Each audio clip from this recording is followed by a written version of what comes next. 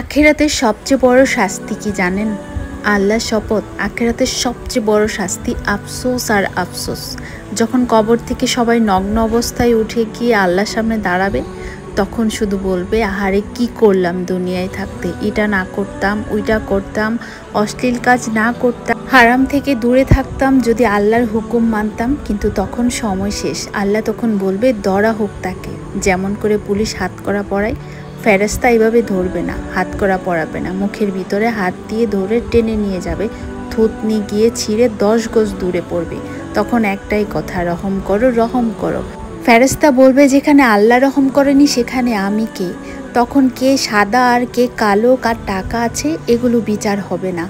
তখন বিচার হবে যার উত্তম চরিত্র, ভালো আখলাক আছে, তার নেকির পাল্লা ভারী হবে। তখন একটা মেঘ এসে নেকির পাল্লার ডান পাশে বসে পড়বে। আল্লাহ ঘোষণা করবে, আমার এই বান্দাকে জান্নাতের পোশাক পরিয়ে জান্নাতে নিয়ে যাও। আর জাহান্নামীরা নগ্ন অবস্থায় শাস্তির জন্য দাঁড়াবে।